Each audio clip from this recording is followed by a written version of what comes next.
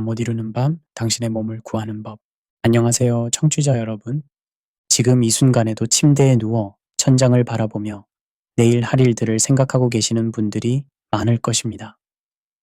스마트폰을 만지작거리며 시간을 확인하고 또다시 잠들려 노력하지만 뇌는 여전히 깨어있는 그 익숙한 고통을 반복하고 계시는지요? 당신은 혼자가 아닙니다. 한국 성인의 73%가 수면 장애를 경험하고 있으며 이는 단순한 개인적 문제를 넘어 사회적 재앙 수준에 도달했습니다. 우리는 24시간 켜져 있는 도시에서 살아가면서 인류가 오랫동안간 지켜온 자연스러운 수면 리듬을 완전히 파괴해버렸습니다. 현대인의 하루를 돌아보면 아침 7시에 울리는 알람으로 시작해서 밤 12시가 넘어서야 스마트폰을 내려놓는 일상이 반복됩니다. 출근길 지하철에서는 카페인으로 잠을 쫓고 점심시간에는 또 다른 커피로 오후를 버티며 퇴근 후에는 넷플릭스와 유튜브로 하루의 스트레스를 달래려 합니다. 그리고 침대에 누우면 하루 종일 쌓인 정보와 걱정들이 머릿속에서 소용돌이칩니다. 이런 삶의 패턴이 지속되면서 우리는 점점 더 깊은 수면 부족인 늪에 빠져들고 있습니다. 단순히 피곤한 것을 넘어서 면역력 저하, 인지기능 감퇴, 감정 조절 장애, 심지어 각종 만성질환의 위험까지 증가하고 있습니다. 오늘 이 시간을 통해 여러분과 함께 수면이라는 신비로운 세계를 탐험해 보겠습니다. 단순히 일찍 자고 일찍 일어나라는 뻔한 조언이 아닌 과학적 근거와 실질적 해결책을 바탕으로 한 진정한 수면 회복의 여정을 시작하겠습니다. 더 나아가 우리 조상들이 물려준 소중한 치유 전통인 활법이 어떻게 현대인의 수면 문제를 해결할 수 있는지도 함께 알아보겠습니다. 제1장 불면증의 과학적 실체. 당신의 뇌에서 일어나는 전쟁. 불면증을 단순히 잠을 못 자는 것이라고 생각하신다면 이는 마치 전쟁을 시끄러운 소음이라고 축소해서 말하는 것과 같습니다. 불면증은 여러분의 뇌에서 벌어지는 복잡하고 치열한 신경전쟁입니다. 인간의 뇌에는 약 1000억 개의 뉴런이 있습니다. 이들이 만드는 연결점인 시냅스는 무려 100조 개에 달합니다. 수면은 이 모든 뉴런들이 참여하는 정교한 오케스트라와 같습니다. 시상하부의 식교차상액이 지휘자 역할을 하며 멜라토닌 호르몬이 첫 바이올린을, 아데노신이 첼로를, 지에이베가 플루트를 연주합니다. 그런데 불면증이 시작되면 이 아름다운 하모니가 불협화음으로 변해버립니다. 현실적으로 불면증이 일상생활에 미치는 영향을 살펴보겠습니다. 수면 부족으로 인한 인지기능 저하는 혈중 알코올 농도 0.1%와 같은 수준입니다. 이는 법적 음주운전 기준의 2배에 해당합니다. 즉, 잠을 제대로 못 잔 상태로 출근하는 것은 술에 취한 채로 업무를 보는 것과 다름없습니다.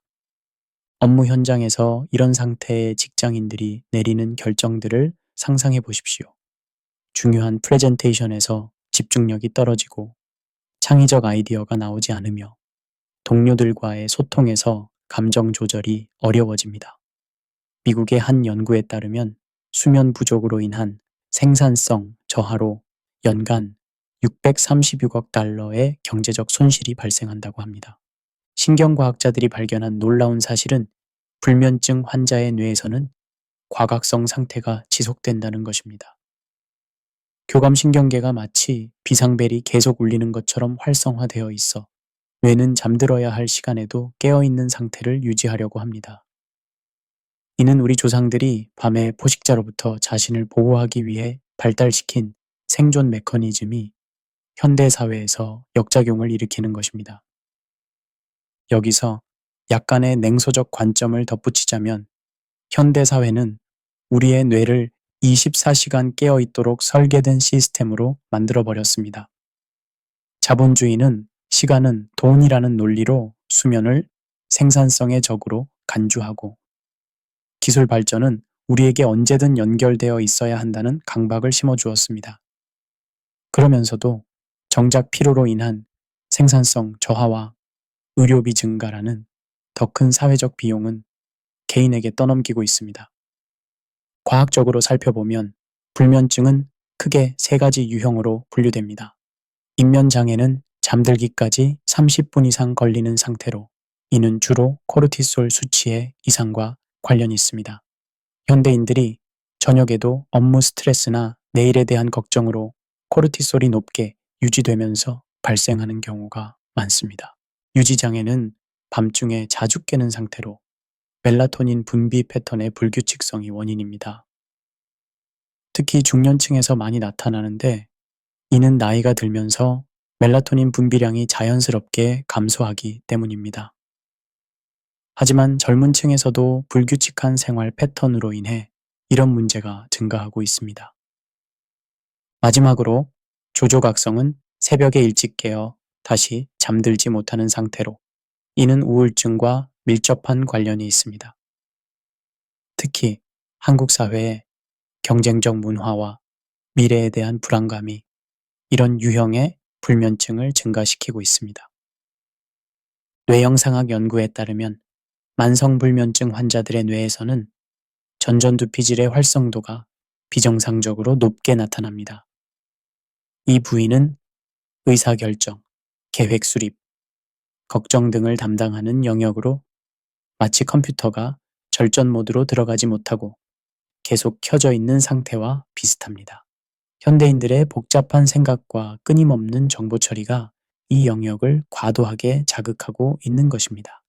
더욱 충격적인 것은 단 하룻밤의 수면 부족만으로도 면역 기능이 40% 감소한다는 연구 결과입니다.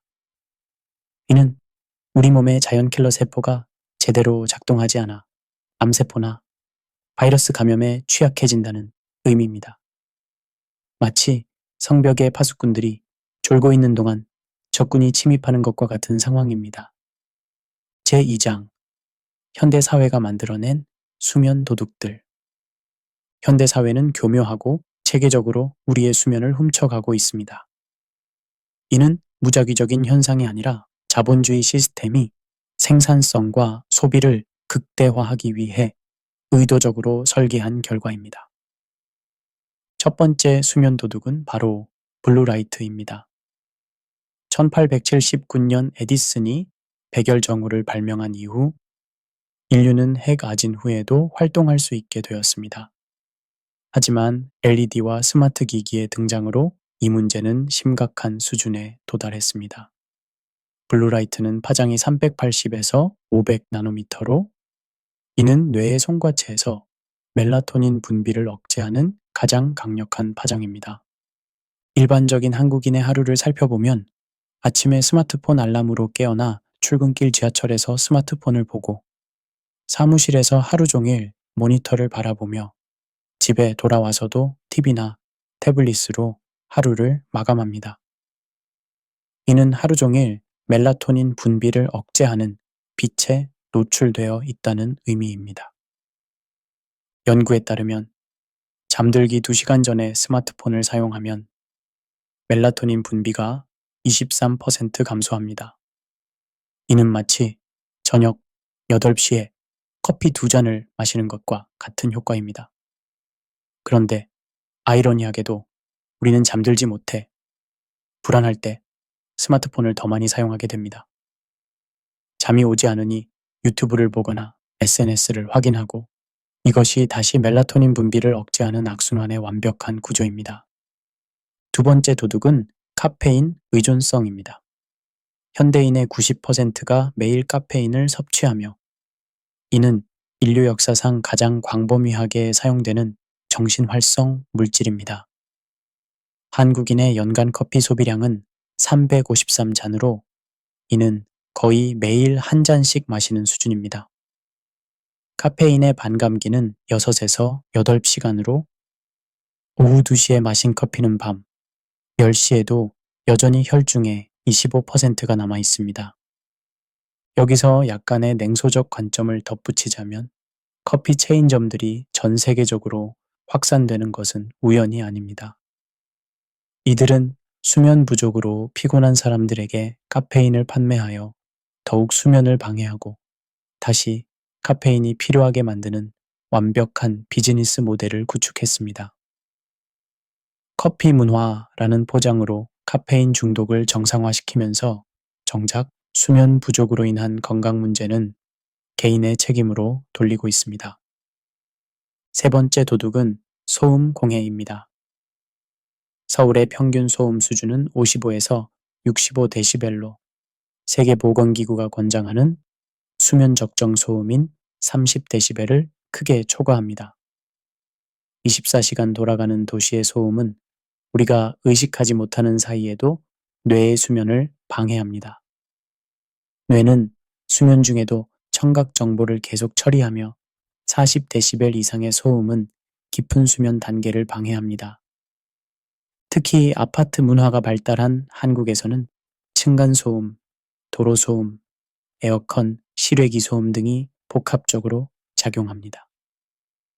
많은 사람들이 이런 소음에 적응했다고 생각하지만 실제로는 뇌가 지속적인 스트레스 상태에 놓여 있는 것입니다. 네 번째 도둑은 온도 조절 실패입니다. 인간의 처는 일주기 리듬에 따라 저녁에 자연스럽게 1에서 2도 떨어져야 합니다. 이는 멜라토닌 분비와 연동된 생리적 메커니즘입니다. 그런데 현대의 밀폐된 건물 구조와 에어컨 의존은 이 자연스러운 천 변화를 방해합니다. 여름철 과도한 에어컨 사용과 겨울철 과도한 난방은 실내 온도를 일정하게 유지시켜 천 조절 능력을 퇴화시킵니다. 또한 합성섬유 침구와 플라스틱 매트리스는 통기성이 떨어져 수면 중 천 조절을 어렵게 만듭니다. 다섯 번째 도둑은 정보 과부하입니다. 현대인은 하루에 신문 174개 분량의 정보를 처리한다고 합니다. 스마트폰을 통해 쏟아지는 뉴스, SNS 알림, 메신저, 이메일, 유튜브 등의 정보는 뇌의 전전두피질을 과부하 상태로 만듭니다. 뇌는 이 모든 정보를 분류하고 저장하느라 과로 상태에 빠지며 밤이 되어도 시스템 종료가 되지 않습니다. 특히 SNS의 알고리즘은 사용자의 관심을 끌기 위해 자극적이고 감정적인 콘텐츠를 우선적으로 노출시킵니다.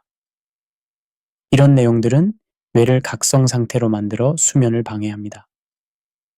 또한 좋아요나 댓글에 대한 기대감은 도파민 분비를 자극하여 중독성을 만들어냅니다. 여섯 번째 도둑은 사회적 시차입니다. 우리의 생체 시계는 개인차가 있어 어떤 사람은 자연스럽게 밤형 인간이고 어떤 사람은 아침형 인간입니다. 하지만 사회는 모든 사람에게 9시에서 5시 스케줄을 강요합니다. 독일의 시간 생물학자 틸 로에네베르크는 이를 사회적 시차라고 명명했습니다. 밤형 인간이 억지로 아침 일찍 출근하는 것은 매일 시차를 경험하는 것과 같습니다. 이들은 만성적인 수면 부족에 시달리며 주말에 몰아서 자려고 하지만 이는 생체 리듬을 더욱 혼란스럽게 만들 뿐입니다. 제3장 뇌과학으로 본 수면의 비밀 당신이 잠들 때 일어나는 기적 수면은 단순한 휴식이 아닙니다. 이는 뇌가 수행하는 가장 복잡하고 정교한 작업 중 하나로 마치 거대한 도서관이 밤마다 전체 도서를 정리하고 재분류하는 과정과 같습니다. 현대 뇌과학이 밝혀낸 수면의 실체는 우리의 상상을 뛰어넘는 놀라운 세계입니다. 수면은 크게 두 단계로 나뉩니다. 비렘 수면과 렘 수면입니다. 비렘 수면은 다시 세 단계로 세분화되는데 각 단계마다 뇌에서 일어나는 일들이 완전히 다릅니다. 이는 마치 공장에서 야간 교대 근무가 시작되는 것과 같습니다. 1단계는 의식과 무의식 사이의 경계선입니다. 뇌파가 알파파에서 세타파로 변하면서 근육의 긴장이 풀리기 시작합니다. 이 단계에서는 최근 기억들이 해마에서 일시적으로 저장됩니다. 마치 컴퓨터의 임시 메모리에 파일들이 대기하고 있는 상태와 비슷합니다. 하루 동안 경험한 수많은 정보들이 분류를 기다리며 대기열에 서 있는 것입니다. 이 단계에서는 수면 방추파와 K 복합체라는 특별한 뇌파가 나타납니다. 수면 방추파는 시상에서 생성되는 뇌파로 외부 자극으로부터 뇌를 보호하는 방어막 역할을 합니다. K 복합체는 갑작스러운 소음이나 자극에 반응하여 나타나는 대형 뇌파로 수면을 유지하려는 뇌의 노력입니다.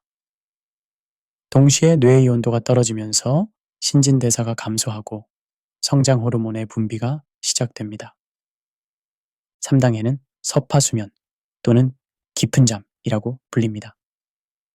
이 단계에서 가장 놀라운 일이 벌어집니다. 뇌 척수액이 뇌 전체를 씻어내는 글림프 시스템이 활성화됩니다. 이는 마치 도시의 하수 시스템이 밤에 작동하여 온 도시를 청소하는 것과 같습니다. 글림프 시스템은 2012년 덴마크의 신경과학자 마이켄 네더가드에 의해 발견되었습니다. 이 시스템은 아밀로이드 베타와 타우 단백질 같은 뇌의 독성 물질들을 제거합니다. 이 단백질들이 축적되면 알츠하이머병과 같은 신경퇴행성 질환이 발생합니다. 놀랍게도 수면 중에는 뇌세포들이 60%까지 수축하여 뇌척수액이 더 쉽게 순환할 수 있게 됩니다. 현실적으로 이것이 무엇을 의미하는지 생각해 보십시오. 매일 밤 충분한 깊은 잠을 자지 못하면 뇌의 독성 물질이 계속 쌓여갑니다. 이는 인지 기능 저하, 기억력 감퇴, 집중력 저하로 이어지며 장기적으로는 치매의 위험을 크게 증가시킵니다. 젊은 나이에 수면을 소홀히 하는 것은 미래의 뇌 건강을 담보로 현재를 사는 것과 같습니다. 렘 수면 단계에서는 완전히 다른 마법이 일어납니다. 이 단계에서 뇌의 활동은 깨어있을 때와 거의 비슷한 수준까지 증가합니다. 하지만 몸은 완전히 마비되어 움직일 수 없습니다. 이는 꿈속에서 일어나는 행동들이 실제로 일어나지 않도록 하는 안전장치입니다. 렘 수면 중에는 기억의 공고화 과정이 일어납니다. 햄에 임시 저장되었던 기억들이 대뇌피질로 옮겨져 장기 기억으로 변환됩니다. 동시에 불필요한 기억들은 삭제됩니다. 이는 마치 컴퓨터가 디스크 조각 모음을 하는 것과 같은 과정입니다. 중요한 정보는 적절한 폴더에 정리하고 쓸모없는 파일들은 휴지통으로 보내는 작업이 밤마다 진행됩니다.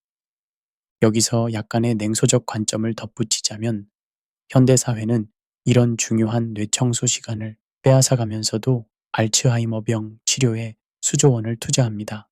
밤늦게까지 일하고 새벽까지 스마트폰을 보며 뇌에 독소를 쌓아놓고서는 나중에 치매 예방 건강기능식품을 찾습니다. 예방이 치료보다 훨씬 간단하고 저렴하다는 것을 알면서도 말입니다. 신경과학자들이 발견한 또 다른 놀라운 사실은 수면 중에 뇌가 오프라인 학습을 한다는 것입니다. 깨어있을 때 경험한 것들을 반복 재생하면서 패턴을 찾고 통찰을 얻습니다. 많은 위대한 발견들이 꿈에서 나온 것은 우연이 아닙니다. 벤젠의 고리 구조를 발견한 독일 화학자 케쿨레는 꿈에서 뱀이 자신의 꼬리를 물고 있는 모습을 보고 영감을 얻었습니다. 주기율표를 완성한 러시아 화학자 멘델레예프는 꿈에서 완성된 주기율표를 보았다고 했습니다. 상대성 이론의 아인슈타인도 꿈에서 본 이미지들이 이론 발전에 도움이 되었다고 회고했습니다. 일주기 리듬은 인간의 모든 생리 기능을 조절하는 마스터 시계입니다. 이 시계는 24시간보다 약간 긴 24.2시간 주기를 가지고 있습니다. 이는 인류가 아프리카 사반에서 생활할 때 최적화된 것으로 매일 태양빛을 보면서 리셋되어야 합니다. 그런데 현대인들은 실내에서 보내는 시간이 90%에 달해 이 자연스러운 리셋 메커니즘이 작동하지 않습니다. 이로 인해 생체 시계가 어긋나면서 호르몬 분비, 천 조절, 혈압 변화 등 모든 생리적 리듬이 혼란에 빠집니다. 이는 단순히 잠이 안 오는 것을 넘어서 전신의 건강에 영향을 미치는 심각한 문제입니다. 제4장 수면과 면역력의 상관관계. 잠이 당신의 생명을 구하는 방식. 수면과 면역계의 관계는 마치 한 몸의 두 기관처럼 밀접하게 연결되어 있습니다. 이는 단순한 상관관계가 아니라 진화론적으로 함께 발달해온 공생관계입니다. 현대인이 이 관계를 이해하지 못하고 수면을 소홀히 하는 것은 자신의 생명을 위험에 빠뜨리는 것과 같습니다. 면역계는 우리 몸을 지키는 정교한 방어 시스템입니다. 크게 두 부분으로 나뉘는데 선천 면역과 적응 면역입니다.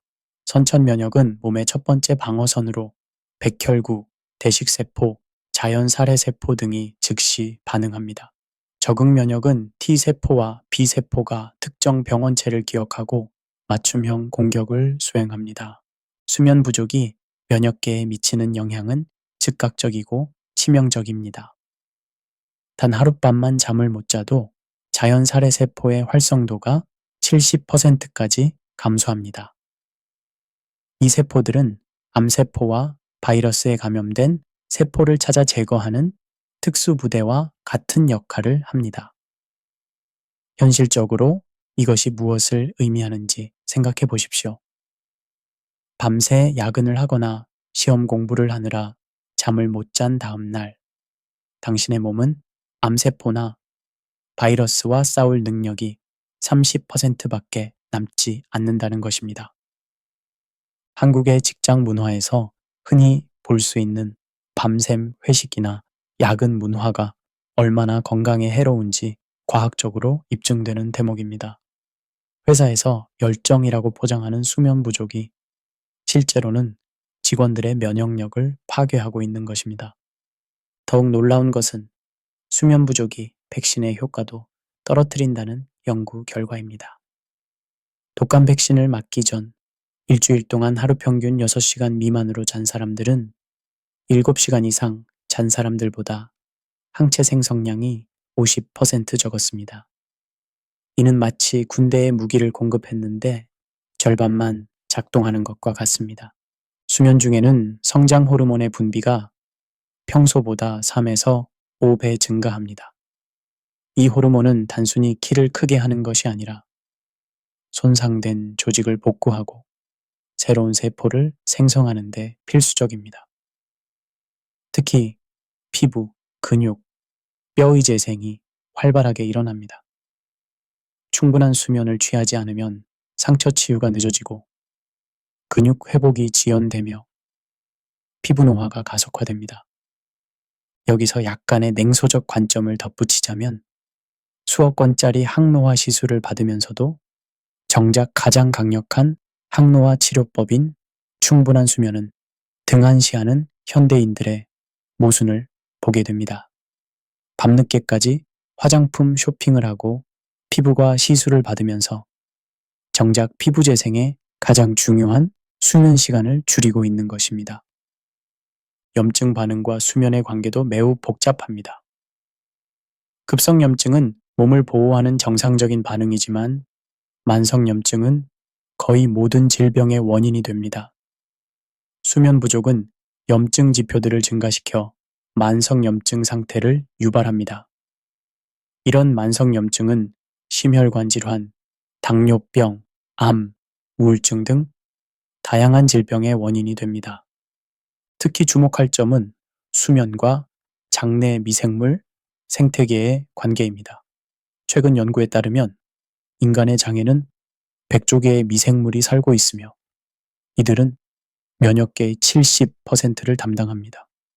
수면 패턴이 불규칙하면 장내 미생물의 다양성이 감소하고 유해균이 증가합니다.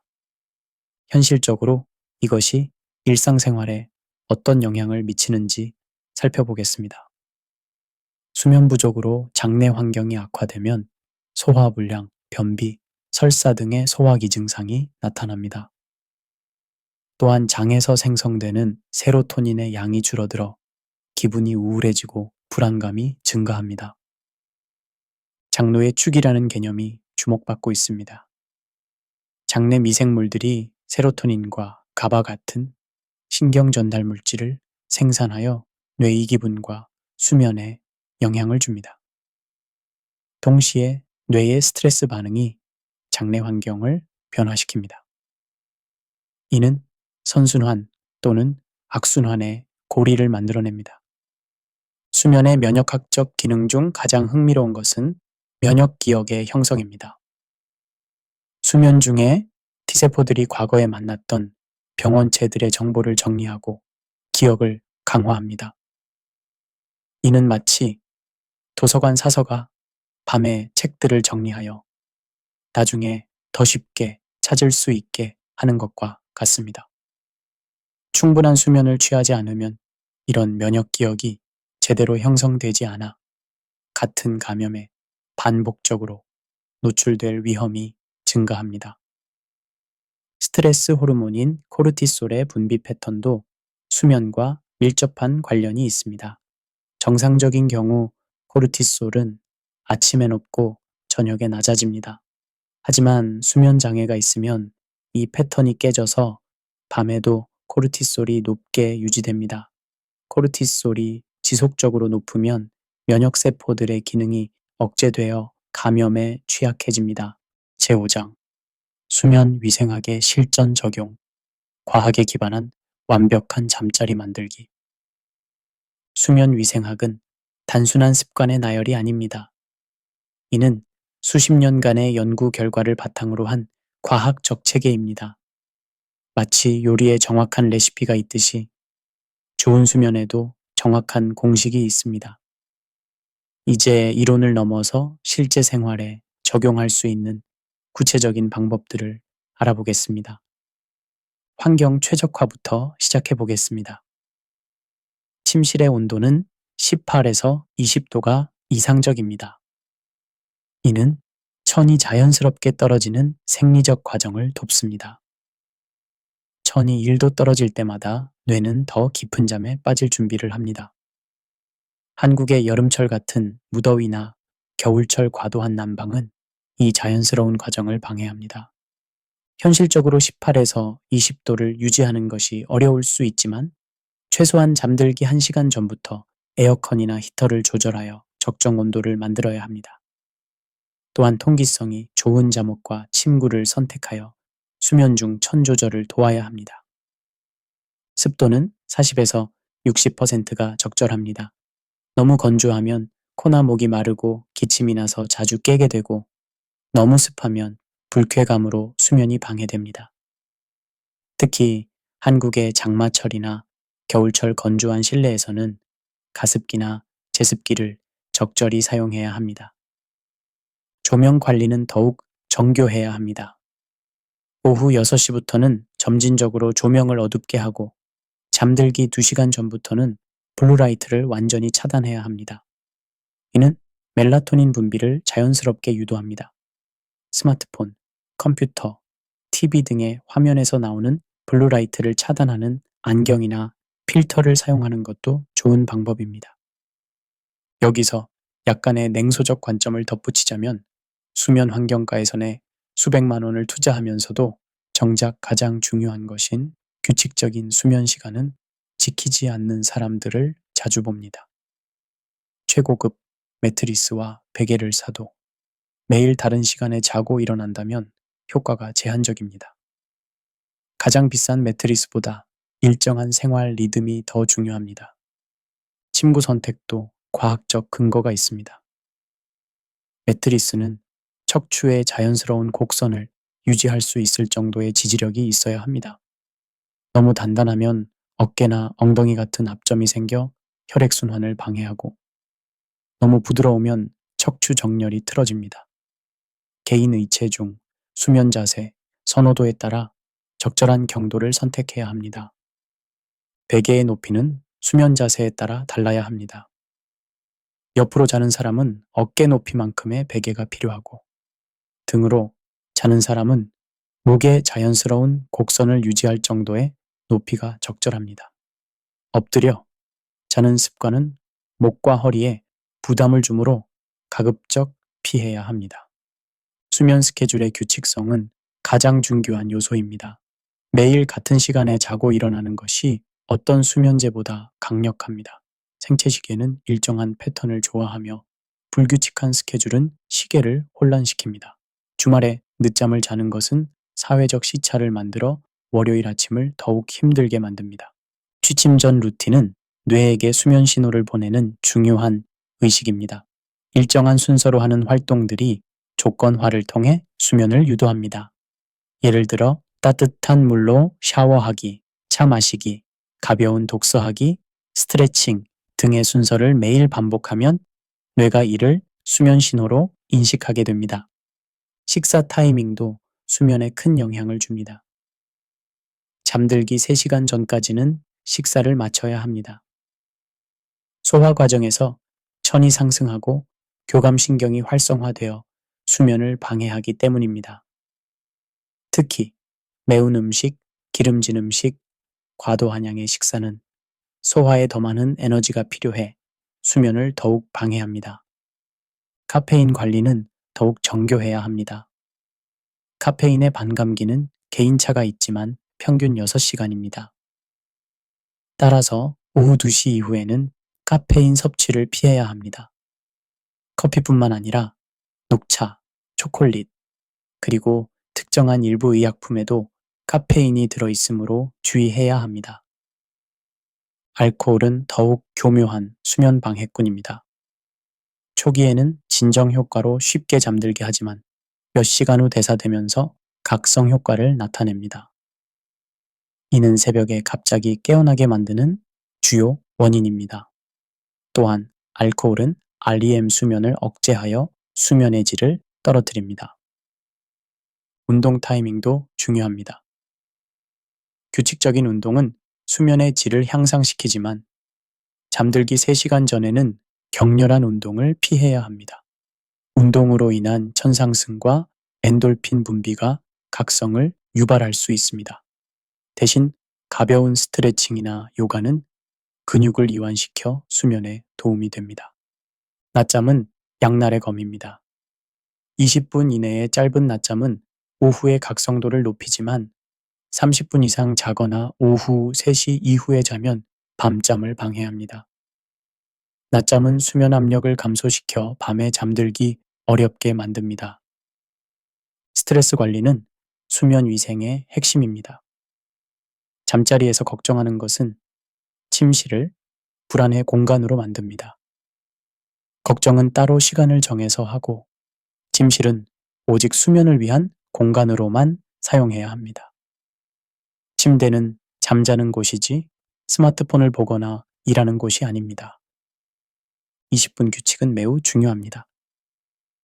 잠자리에 누워 20분 이내에 잠들지 못하면 침실을 나와 조용한 활동을 하다가 졸릴 때 다시 들어가야 합니다. 이는 침실과 수면의 연결고리를 강화시킵니다. 제6장 활법과 전통치료의 현대적 접근, 기의 역학으로 보는 수면 회복. 서양 의학이 수면을 뇌과학과 생리학으로 접근한다면 동양 의학은 에너지의 흐름과 전체적 균형으로 바라봅니다. 특히 한국의 전통치료법인 활법은 수면 장애에 대해 독특하고 효과적인 관점을 제시합니다. 활법은 단순한 한의학 치료법이 아닌 독자적인 무술치료 체계로서 현대인의 수면 문제에 새로운 해답을 제시할 수 있습니다. 활법에서 수면 장애는 단순히 뇌의 문제가 아닙니다. 전신의 기혈순환과 음양균형의 불조화로 봅니다. 이는 마치 오케스트라에서 한 악기의 불협화음이 전체 연주를 망치는 것과 같습니다. 인체는 하나의 통합된 에너지 시스템으로 어느 한 부분의 막힘이나 불균형이 전체에 영향을 미친다고 봅니다. 기의 개념을 현대 과학으로 이해해 보면 이는 세포 간 정보 전달, 전기적 신호, 미세한 에너지 흐름 등으로 설명할 수 있습니다. 양자 물리학의 관점에서 보면 인체는 수많은 에너지장들이 상호작용하는 복잡한 시스템입니다.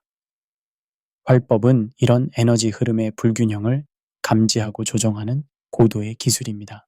전통의학적 관점에서 불면증은 크게 5가지 유형으로 분류됩니다. 심화상염형은 스트레스와 과로로 심장에 열이 쌓인 상태입니다. 현대의 워커홀릭들에게 가장 흔한 유형으로 가슴이 답답하고 입맛이 쓰며 소변이 붉은 특징이 있습니다. 이들은 머리에서 열이 나고 얼굴이 붉어지며 밤에 생각이 많아져 잠들기 어려워합니다. 강이울결형은 감정적 스트레스로 가느기가 막힌 상태입니다. 성격이 예민하고 쉽게 화를 내며 옆구리가 아픈 특징이 있습니다. 특히 여성에게 많이 나타나며 월경 전후에 증상이 악화됩니다. 현대사회의 인간관계 스트레스와 감정억압이 주요 원인입니다. 다멸레오형은 기름진 음식과 과식으로 담이 생겨 열이 발생한 상태입니다. 소화가 안 되고 가슴이 답답하며 꿈이 많습니다. 현대의 서구화된 식생활과 불규칙한 식사 패턴과 밀접한 관련이 있습니다. 여기서 약간의 냉소적 관점을 덧붙이자면 서양의학은 불면증에 수면제를 처방하여 증상을 억제하는 데 집중합니다. 하지만 이는 마치 화재 경보기 소리가 시끄럽다고 경보기를 끄는 것과 같습니다. 근본 원인인 화재는 그대로 두고 소리만 없앤 것입니다. 활법은 화재 자체를 끄는 접근법입니다. 활법의 치료 원리는 막힌 것을 소통시키고 부족한 것을 보충하며 과한 것을 진정시키는 것입니다. 이는 인체를 하나의 완전한 에너지 시스템으로 보고 전체적 균형을 회복시키는 접근법입니다. 단순히 증상을 억제하는 것이 아니라 자연 치유력을 회복시켜 근본적인 해결을 도모합니다. 수면과 관련된 주요 경락은 심경, 간경, 담경, 신경입니다. 심경은 정신활동을 담당하여 수면 의질에 직접적 영향을 줍니다. 심장이 신명을 주관한다고 하여 마음의 평안이 곧 수면의 평안과 직결됩니다. 간경은 감정과 스트레스를 조절하며 담경은 결단력과 용기를 관장합니다. 신경은 정을 저장하여 수면의 깊이를 결정합니다. 활법에서는 이런 경락들의 소통을 개선하기 위해 특별한 기법들을 사용합니다. 결이라고 불리는 에너지 정체점들을 찾아 풀어주는 것이 핵심입니다. 이는 마치 막힌 파이프를 뚫어 물의 흐름을 원활하게 하는 것과 같습니다. 숙련된 활법 시술자는 손으로 만져보는 것만으로도 어디에 기의 정체가 있는지 파악할 수 있습니다. 수면과 관련된 주요 혈자리들도 있습니다. 신문혈은 손목 안쪽에 있는 혈자리로 마음을 안정시키는 효과가 있습니다. 백회혈은 머리 정수리에 있어 정신을 맑게 하고 양기를 끌어올립니다. 용천혈은 발바닥에 있어 신기를 보강하고 하체로 열을 내려보냅니다. 특히 활법에서는 상열화한 상태의 교정에 주목합니다. 현대인들은 스트레스와 과도한 생각으로 머리에 열이 쌓이고 하체는 차가워지는 경우가 많습니다. 이는 기의 순환이 역류하는 상태로 심각한 수면 장애를 일으킵니다. 머리는 뜨겁고 발은 차가우면 잠들기 어렵습니다. 이를 해결하기 위해 활법에서는 인수화강 기법을 사용합니다. 상체의 열을 하체로 내리고 하체의 차가운 기운을 상체로 올려 균형을 맞추는 것입니다.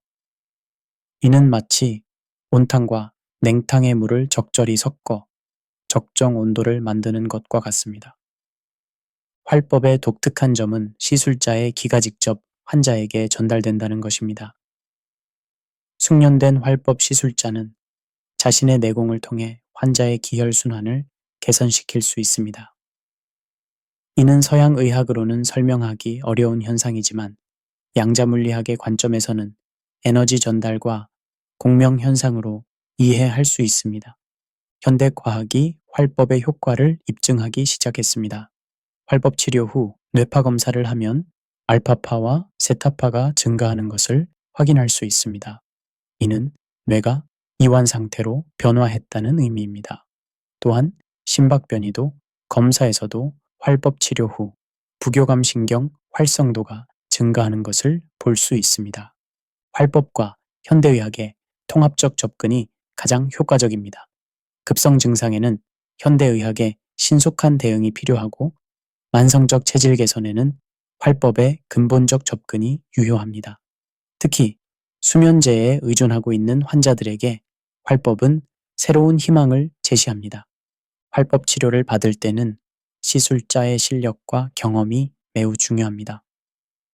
진정한 활법은 오랜 무술 수련을 통해 기감을 개발한 전문가에게서만 받을 수 있습니다.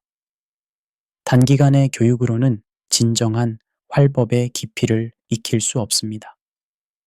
기의 흐름을 읽고 조절하는 능력은 수십 년의 수련을 통해서만 얻을 수 있는 고도의 기술입니다. 결론. 진정한 회복을 향한 여정. 긴 여행을 함께 해주신 청취자 여러분께 감사드립니다.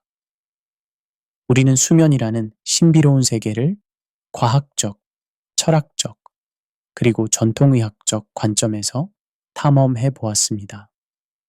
이제 이 모든 지식을 현실 속에서 어떻게 적용할 것인지, 그리고 진정한 회복을 위해 무엇을 해야 하는지 함께 정리해 보겠습니다. 현대인의 수면 위기는 단순한 개인적 문제가 아닙니다. 이는 우리 문명이 자연의 리듬과 얼마나 동떨어져 있는지를 보여주는 상징적 사건입니다. 24시간 불이 켜진 도시, 끊임없이 울리는 알림, 잠들 때까지 따라오는 업무 스트레스, 소셜미디어의 끝없는 자극, 이 모든 것들이 인류가 수백만 년간 지켜온 자연스러운 수면을 파괴했습니다. 하지만 절망할 필요는 없습니다. 우리는 문제의 본질을 이해했고 과학적으로 검증된 해결책들을 손에 넣었습니다. 더욱 중요한 것은 우리 조상들이 물려준 활법이라는 소중한 치유 전통이 있다는 것입니다. 현대과학과 전통 지혜의 만남은 수면 문제 해결에 새로운 가능성을 열어줍니다. 수면 회복의 여정은 마라톤과 같습니다. 하루아침에 모든 것이 바뀌지는 않습니다. 하지만 꾸준한 노력과 올바른 방법을 통해 반드시 변화를 만들어낼 수 있습니다. 중요한 것은 작은 변화부터 시작하는 것입니다. 오늘 밤부터 스마트폰을 30분 일찍 내려놓고 침실 온도를 적정 수준으로 맞추고 규칙적인 취침 시간을 정하는 것부터 시작하십시오. 가장 중요한 것은 수면을 사치가 아닌 필수로 인식하는 것입니다. 수면은 게으름이 아니라 가장 생산적인 투자입니다. 충분히 잔 하루가 수면 부족한 이틀보다 더 많은 것을 성취할 수 있습니다. 창의성도, 문제 해결 능력도, 인간관계도, 건강도 모두 충분한 수면에서 나옵니다. 과학이 증명한 것처럼 수면은 단순한 휴식이 아닙니다. 이는 기억을 정리하고 독소를 제거하며 면역력을 강화하고 창의성을 발휘하는 적극적인 과정입니다. 잠들어 있는 동안에도 우리의 뇌와 몸은 내일을 위한 완벽한 준비를 하고 있습니다. 이런 소중한 시간을 빼앗는 것은 미래의 자신을 배신하는 것과 같습니다. 전통의학의 지혜도 놓쳐서는 안 됩니다. 활법이 제시하는 전인적 접근법은 현대의학의 한계를 보완하는 소중한 자산입니다. 몸과 마음, 에너지와 물질을 통합적으로 바라보는 관점은 진정한 치유의 길을 제시합니다. 서양의학의 정밀함과 동양의학의 전체성이 만날 때 최상의 치료 효과를 얻을 수 있습니다. 여러분의 수면 여정에서 가장 중요한 것은 자기 자신을 이해하는 것입니다. 당신만의 고유한 리듬이 있고 당신만의 최적화된 방법이 있습니다. 다른 사람의 방법을 맹목적으로 따르기보다는 과학적 원리를 바탕으로 자신에게 맞는 방법을 찾아가시기 바랍니다. 실패를 두려워하지 마십시오. 수명화에서는 때로 두 걸음 전진, 한 걸음 후퇴하는 과정일 수 있습니다. 중요한 것은 포기하지 않고 꾸준히 노력하는 것입니다. 완벽하지 않아도 괜찮습니다. 80%만 지켜도 큰 변화를 경험할 수 있습니다. 무엇보다 수면을 위한 환경을 만드는 것에 투자하십시오. 이는 금전적 투자만을 의미하는 것이 아닙니다. 시간과 관심, 우선순위의 재배치가 더 중요합니다. 밤늦은 술자리보다는 일찍 집에 가는 것을, 새벽까지 드라마를 보는 것보다는 충분한 수면을 선택하는 용기가 필요합니다. 마지막으로 성경의 지혜로 이 여정을 마무리하고자 합니다. 시편 127편 2절에서 말씀하시기를 너희가 일찍이 일어나고 늦게 누우며 수고의 떡을 먹음이 헛되도다. 그러므로 여호와께서 그가 사랑하시는 자에게는 잠을 주시는도다. 라고 하셨습니다. 이 말씀은 우리에게 깊은 통찰을 줍니다. 진정한 성공과 행복은 끝없는 노동이 아니라 하나님이 주시는 안식에서 나온다는 것입니다. 수면은 하나님이 인간에게 주신 가장 완벽한 선물 중 하나입니다. 창조주께서 설계하신 자연의 리듬을 회복할 때 우리는 진정한 평안과 회복을 경험할 수 있습니다. 하나님께서는 우리를 쉬지 않는 기계가 아닌 안식이 필요한 존재로 창조하셨습니다. 밤이 되면 자연스럽게 잠들고 아침이 되면 상쾌하게 깨어나는 것. 이는 에덴 동산에서 잃어버린 원초적 평안의 회복입니다. 오늘 밤부터 여러분의 수면 혁명을 시작하시기 바랍니다. 스마트폰을 내려놓고 침실을 정돈하고 마음을 평안히 하십시오.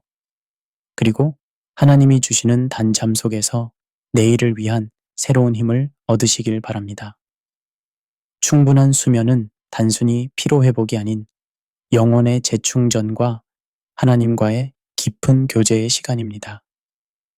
긴 시간 함께 해주셔서 진심으로 감사드립니다. 이 내용이 여러분의 건강한 수면과 행복한 삶에 도움이 되기를 간절히 소망합니다. 수면은 인생의 3분의 1을 차지하는 중요한 시간입니다. 이 시간을 소홀히 하는 것은 인생의 3분의 1을 포기하는 것과 같습니다. 반대로 수면의 질을 개선하는 것은 인생 전체의 질을 향상시키는 것입니다. 더 나은 수면은 더 나은 내일을, 더 나은 내일은 더 나은 인생을 만들어갑니다. 현대사회의 속도에 맞춰 살아가면서도 우리 안에 있는 자연의 리듬을 잃지 않기를 바랍니다. 기술의 편리함을 누리되 그 노예가 되지 않기를, 성공을 추구하되 건강을 잃지 않기를, 꿈을 향해 달려가되 잠들 수 있는 평안을 잃지 않기를 간절히 소망합니다. 수면 회복의 여정에서 때로는 좌절할 수도 있습니다. 며칠간 잘 지켜오던 수면 패턴이 갑작스러운 업무나 스트레스로 인해 무너질 수도 있습니다. 하지만 이런 일시적인 실패에 좌절하지 마십시오. 중요한 것은 다시 시작하는 용기입니다.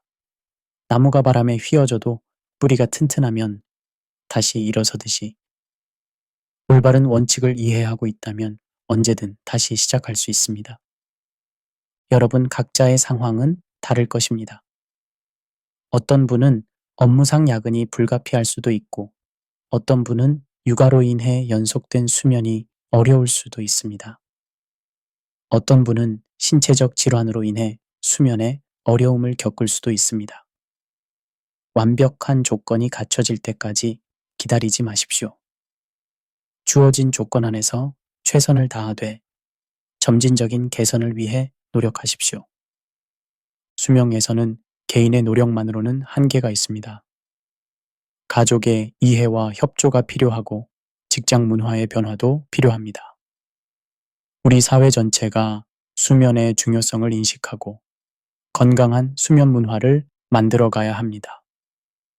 여러분 한 분 한 분이 올바른 수면 습관을 실천하는 것이 이런 사회적 변화의 시작점이 됩니다. 특히 부모님들께는 자녀들에게 올바른 수면 습관을 가르쳐 주시기를 당부드립니다. 어릴 때부터 형성된 수면 습관은 평생에 걸쳐 영향을 미칩니다. 아이들이 스마트폰이나 게임에 밤늦게까지 빠져 있지 않도록 하고 규칙적인 수면 패턴을 만들어 주십시오. 이는 학습 능력 향상에도 직접적인 도움이 됩니다. 젊은 분들께는 지금의 수면 습관이 미래의 건강을 결정한다는 점을 강조하고 싶습니다. 20, 30대의 수면 부족은 단순히 피곤함으로 끝나지 않습니다. 이는 50대의 만성질환으로 60대의 치매 위험으로 이어질 수 있습니다. 젊을 때의 밤샘과 과로가 나이 들어서 큰 대가로 돌아온다는 것을 기억하십시오. 중년층 분들께는 수면 의질이 변화하는 시기라는 점을 이해하시기 바랍니다. 나이가 들면서 깊은 잠이 줄어들고 자주 깨는 것은 자연스러운 현상입니다. 하지만 이를 당연하게 받아들이기보다는 적극적으로 수면 환경을 개선하고 필요하다면 전문가의 도움을 받으시기 바랍니다. 어르신들께는 수면이 단순한 휴식이 아니라 건강한 노년을 위한 필수 요소라는 점을 말씀드리고 싶습니다. 충분한 수면은 인지 기능을 보호하고 면역력을 유지하며 삶의 질을 향상시킵니다. 나이가 들었다고 해서 수면을 포기하지 마시고 여전히 질 좋은 수면을 위해 노력하십시오.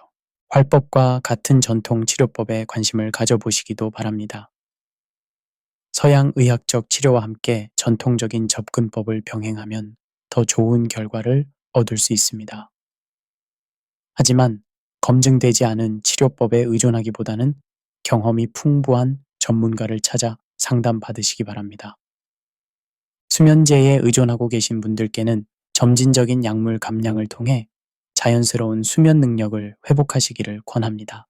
물론 이는 반드시 의사와 상의하여 안전하게 진행해야 합니다.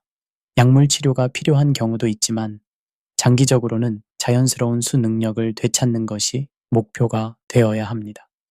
마지막으로 수면은 개인의 노력뿐만 아니라 하나님의 은혜가 함께해야 하는 영역임을 고백합니다.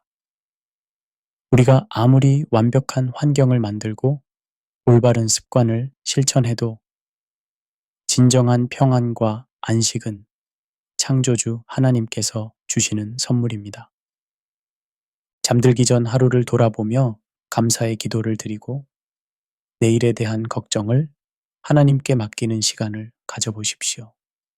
그리고 깨어났을 때는 새로운 하루를 주신 하나님께 감사드리며 하루를 시작하십시오.